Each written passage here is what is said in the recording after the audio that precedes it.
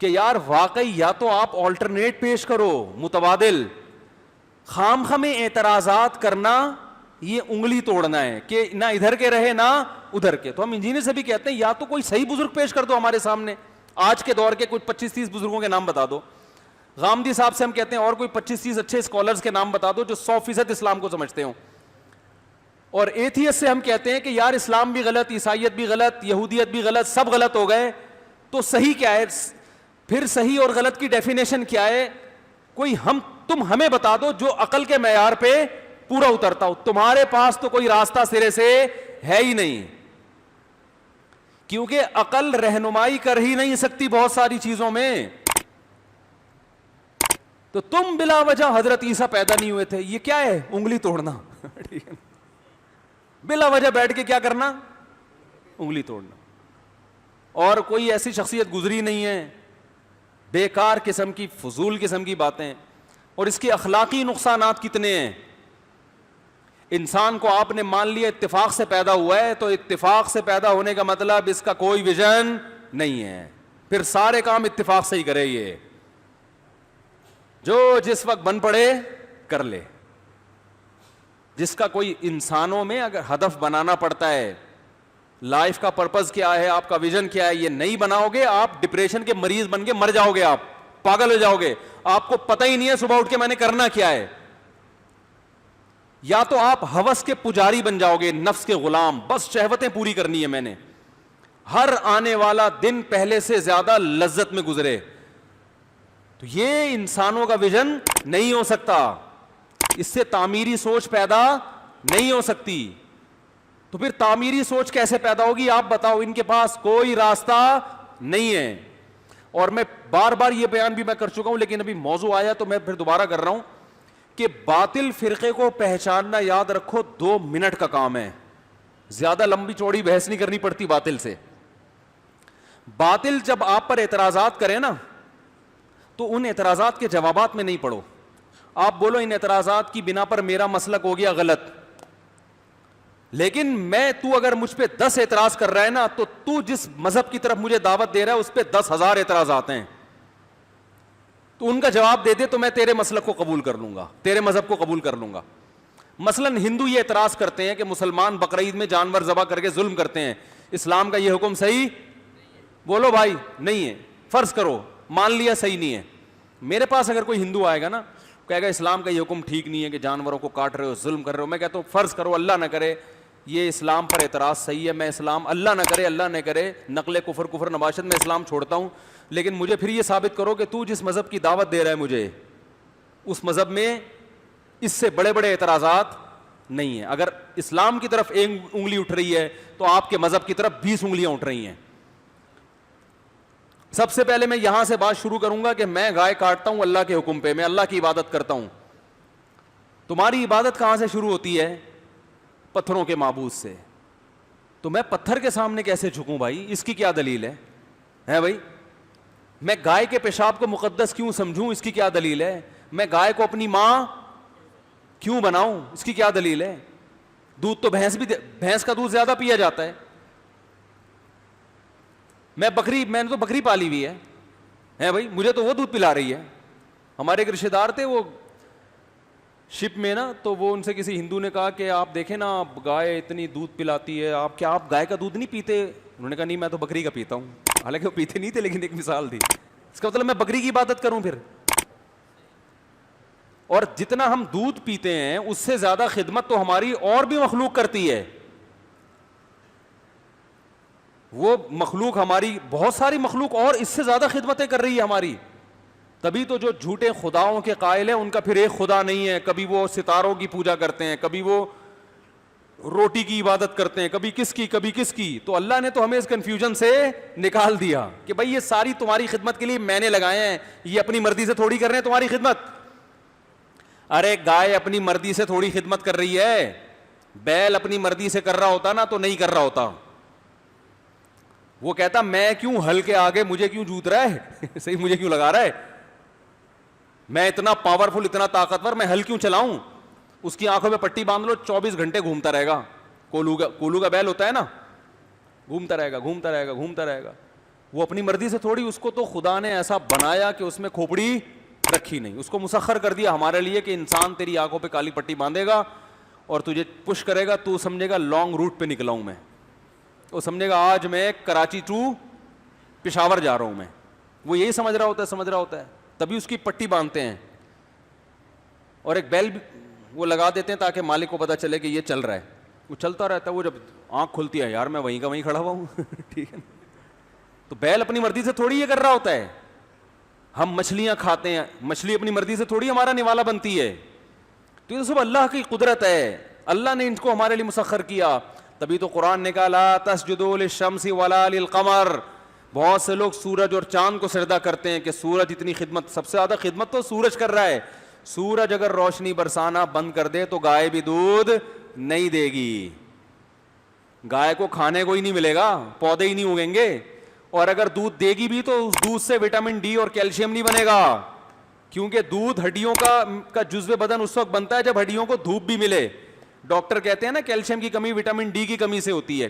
Vitamin D میں ہوتا کیا ہے کہ کیلشیم کو آپ کی باڈی کا حصہ بناتا ہے, یعنی دودھ میں کیلشیم ہے نا, تو وہ جزو بدن, گاڑی اردو استعمال کر رہا ہوں, یعنی بدن کا پارٹ اس وقت بنے گا جب اس پہ سن لائٹ لگے گی. تو زیادہ خدمت کون کر رہا ہے؟ سورج کر رہا ہے. تو اسی وجہ سے بہت سے لوگوں نے سورج کی پوجا کرنا شروع کر دی, یار یہ تو بڑی خدمت کر رہا ہے. اللہ نے فرمایا یہ اپنی مرضی سے نہیں کر رہا, یہ میں نے اس کام پہ لگا دیا ہے. لا تسجدوا للشمس ولا للقمر, نہ سورج کو سجدہ کرو نہ چاند کو. واسجدوا للہ الذی خلقہن, اس ذات کو سجدہ کرو جس نے سورج اور چاند کو پیدا کیا. سجدہ واجب ہو گیا, بعد میں کر لیے گا. تو اگر میرے پاس کوئی ہندو آئے تو میں اس کو 2 منٹ میں اس طرح سے کیا کر دوں گا؟ ٹہلا دوں گا. بھائی میں اسلام کو چھوڑ کر کوئی مجھے دوسرا راستہ تو بتا, اور اگر تو دوسرا راستہ بھی نہیں بتا رہا اور اسلام پہ بھی اعتراضات کر رہا ہے, تو وہی کام ہے کہ فرینڈس کرکٹ کلب کا نام کیا ہو جانا چاہیے, کیا ہونا چاہیے وہ نہیں پتا, بس سب کو کنفیوژن میں ڈالا, پتلی گلی سے نکل لی. اس کو کیا کہتے ہیں؟ انگلی توڑنا, انگلی توڑ کے نکل. تو زیادہ تر لوگ کمنٹس میں انگلیاں ہی توڑ رہے ہوتے ہیں بیٹھ کے. جو باطل لوگ ہیں نا, بیانات پہ اعتراض, اسلام پہ اعتراض, کبھی فقہ حنفی پہ اعتراض کرتے ہیں, یہ صحیح نہیں ہے. تو بھائی کوئی دوسرا فقہ مرتب دکھا دو, پھر مرتب ہو جس میں تمام جزیات کا حل ہو. لوگ کہتے ہیں قرآن و حدیث میں ہے, قرآن و حدیث میں ہے تو پھر آپ یوٹیوب پہ کیوں بیٹھے ہوئے ہو لوگوں کو بتانے کے لیے؟ قرآن حدیث لوگوں کے سامنے لا کے رکھ دو نا. آپ جیسے یوٹیوب کے ذریعے ڈیفائن کرتے ہو تو فقہاء نے کتابوں میں لکھ کے ڈیفائن کر دیا, تو بات تو ایک ہی ہے نا, بات کیا ہے؟ ایک ہی ہے نا. تو آپ بھی تو فتاوی لکھتے ہو, لکھی ہوئی تحریریں آپ کی بھی تو ہوتی ہیں, تو A to Z تمام مسائل کا حل دکھا دو. تو ہمارے پاس 4 فقہ کے علاوہ کوئی 5واں ہے ہی نہیں, تو ہم کیسے اس کو فالو کریں؟ 5واں فقہ ہی نہیں ہے تو بھائی فالو کیسے کریں گے ہم اس کو؟ پھر تو یہی ہوگا, کوئی اس کی سن رہا ہے, کوئی اس کی سن رہا ہے, کوئی قرآن حدیث کے نام پہ وہ مسئلہ بیان کر رہا ہے, وہ قرآن حدیث کے نام پہ الگ مسئلہ بیان کر رہا ہے, وہ قرآن حدیث کے نام پہ الگ. جتنے لوگ ہیں اتنے مسلک ہیں, لیکن انہوں نے سیاستاً نام ان سب کو ایک مسلک کا دیا ہوا ہے, حالانکہ وہ ایک نہیں ہے. طلاق کا مسئلہ پوچھ لو, چاروں فقہ میں پوچھو گے آپ کو جواب ریٹن میں پہلے سے صدیوں سے ایک ہی مسئلہ چلا رہا ہوگا. ان چاروں سے ہٹو گے, جتنے قرآن و حدیث پہ ریسرچ کرنے والے ہوں گے ان کے اتنے ہی فتوے ہوں گے. ایک کہہ رہا ہوگا قرآن حدیث کی روشنی میں طلاق ہو گئی ہے, دوسرا کہہ رہا ہوگا ایک بھی نہیں ہوئی ہے, تیسرا کہہ رہا ہوگا ایک ہو گئی ہے باقی 2 نہیں ہوئی ہیں. آئی بات سمجھ؟ سب کے الگ الگ مسئلے ہوں گے. تو پریکٹیکلی یہ پاسبل نہیں ہے, ممکن نہیں ہے. جو لوگ کہتے ہیں ہم کسی مسلک کو نہیں مانتے, یہ وہ لوگ ہیں جو اسلام پر عمل ہی نہیں کرتے ہیں, کیونکہ ابھی پورا عمل شروع ہی نہیں کیا, اس لیے ان کو مسلک کی ضرورت محسوس ہوئی نہیں ہے. یہ تھوڑا تھوڑا کر رہے ہوتے ہیں, کچھ وہاں سے کچھ وہاں سے.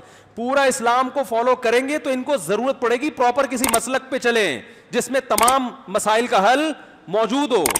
اس کے بغیر ممکن نہیں ہے چلنا. تو بس انگلیاں توڑ توڑ کے کیا کرنا؟ کنفیوژن پیدا کرنا. ایک دفعہ میرے پاس کچھ شیعہ حضرات کی طرف سے کچھ لوگ آئے اور مجھے کہنے لگے, وہ لڑکے تھے, ان کو شیعہ حضرات نے کچھ باغ فدق وغیرہ کا مسئلہ نہیں ہے, وہ جو کہتے ہیں حضرت فاطمہ کی وراثت یہ کر لی وہ کر لی اس طرح کا, تو وہ کچھ لڑکے آئے مجھے کہنے لگے یہ حضرت فاطمہ رضی اللہ تعالیٰ عنہ پر معاذ اللہ ظلم ہوا تھا, حضرت ابو بکر حضرت عمر فاروق نے باغ لے لیا تھا, حدیث کا ریفرنس دیا, یہ وہ. مجھے کہا اس کا جواب دیں. میں نے کہا دیکھو میں ایک بات کا جواب دوں گا پھر تم دوسرا اعتراض لے کر آ جاؤ گے, پھر میں اس کا جواب دوں گا. تم ان سب باتوں کے کافی شافی جوابات الحمدللہ موجود ہیں. پھر چوتھا مسئلہ لے آؤ گے, پھر پانچواں لے آؤ گے, پھر چھٹا لے آؤ گے, پھر ساتواں. تو میں نے کہا میں تو پھر دن بھر یہی کرتا رہوں گا. تو میں نے کہا دیکھو اس کی ضرورت کیا ہے کہ اس سوال کا جواب کیوں چاہیے. وہ یہ اعتراض اس لیے کر رہے ہیں کہ ان کے خیال میں سنی مذہب درست نہیں ہے کیونکہ وہ ان میں غلط چیزیں آ گئی ہیں. میں نے کہا یہ تو سنی مذہب کے بنیادی عقائد میں سے ہے کہ صحابہ کرام نے حضرت فاطمہ کی وراثت نہیں لی. یہ تو ہمارے بڑے بڑے عشرہ مبشرہ ہیں جن کو دنیا میں جنت کی بشارت ملی, وہ نبی کی بیٹی سے وراثت کیسے کھا سکتے ہیں. یہ یعنی یہ سنی مذہب کا کوئی اختلافی مسئلہ نہیں ہے یہ. میں نے کہا اس کا مطلب کیا ہوا کہ اگر آپ اس بات کو درست مان لیتے ہو تو پھر سنی مذہب ہی غلط ہو جائے گا کہ جس میں اتنے بڑے بڑے بلینڈر ہوئے ہیں کہ اہل بیت سے معاذ اللہ نفرت سکھائی جا رہی ہے اس میں. تو میں نے کہا ان سے کہیں کہ ہم سنی مذہب کو میں چھوڑنے کے لیے تیار ہوں اس اعتراض کی بیس پہ, لیکن اس شرط پہ چھوڑوں گا کہ پھر مجھے کوئی دوسرا پلیٹ فارم دیں جس پہ اس سے بڑے بڑے اعتراضات نہ ہوتے ہوں. سمجھ رہے ہیں. تو میں نے کہا پھر جن لوگوں نے, دیکھو ہر شیعہ کو انگلی توڑنے کی عادت نہیں ہوتی, میں مانتا ہوں. ابھی محرم آ رہا ہے, ویسے بھی پھر ایک شیعہ سنی کی جنگ نہ چھڑ جائے. جو چیز میں سمجھانا چاہ رہا ہوں اس کو فوکس, لیکن انگلی توڑنے والے ہر ایک میں ہوتے ہیں نا, بحث کرنا بلا وجہ. اہل حدیث میں بہت سے معتدل ہیں, اپنی نماز پڑھتے ہیں نکل لیے, لیکن بعض کیا کرتے ہیں بلا وجہ آپ کو آ کے چھیڑنا. اور یہ دیوبندیوں میں بھی ہوتے ہیں, ہر فرقے میں ہر طرح کے لوگ ہوتے ہیں. تو شیعوں میں بھی بہت ہول سیل کے حساب سے ہیں. آپ بیٹھو گے وہ باغ فدق لوٹ گیا, نمبر حضرت علی کا تھا, ان سے خلافت چھین کے کس کو دے دی گئی, ابو بکر کو دے دی گئی, پہلا نمبر ان کا تھا, یہ کیا ہو گیا. وہ بیٹھ کے نا پھر آپ وہی کیا ہے کنفیوژن. تو بھائی اس کا جواب یہ ہے کہ یار اس سے یہ ثابت ہوتا ہے سنی مذہب غلط ہے, تو میں مان لیتا ہوں غلط ہے, تو مجھے بتاؤ پھر میں سنی مذہب کو چھوڑ کر کس طرف آؤں. کیونکہ اگر آپ اپنے مسلک کی طرف بلاتے ہو تو پھر ہمارے پر اگر 4 اعتراضات ہیں تو آپ پر 4000 اعتراضات ہیں, ان کا جواب دو. تو میں نے کہا باطل کے سوالات کے جوابات میں پڑھنے کے بجائے نا اس سے سوالات پوچھنا, بولو بھائی شروع کر دو. اور اگر وہ سوالات کی بیس پر, اعتراضات کی بیس پر اپنا مسلک چھوڑ دے تو اس سے کہو یہ اس کی علامت ہے کہ واقعی آپ حق کے متلاشی ہیں. پھر ہم اس پہ بھی پھر ہم آپ سے بحث کریں گے. اگر ہم پہ 4 اعتراض ہو رہے ہیں اور آپ پہ 400 ہو رہے ہیں تو اس کا مطلب پہلے ان 400 کو بیٹھ کے حل کرو آپ, ورنہ ہم نہ ادھر کے رہیں گے. کیونکہ شیعہ اور سنی دو ہی تو مسلک ہیں اسلام میں, تیسرا تو کوئی ہے نہیں بھائی. یا تو سنی ہے یا کیا ہے شیعہ ہے. اب سنی چھوڑ دیا, شیعہ کو قبول نہیں کیا تو کہاں جائے گا آدمی. ٹھیک ہے, اس کا مطلب پھر وہ نیا تیسرا فرقہ نکالے گا بیٹھ کے. تو تیسرے کا امت متحمل, امت میں تیسرا فرقہ نہیں افورڈ کر سکتی, 2 بہت ہو گئے ہیں بڑے بڑے. تو ہم یہاں لٹک کے نہ ادھر کے رہیں گے. تو یہ بھی کیا ہے بھائی, اعتراض کر کے کیا کرنا صرف. تو جو حق کا متلاشی ہوتا ہے نا وہ واقعی حق تلاش کر رہا ہوتا ہے.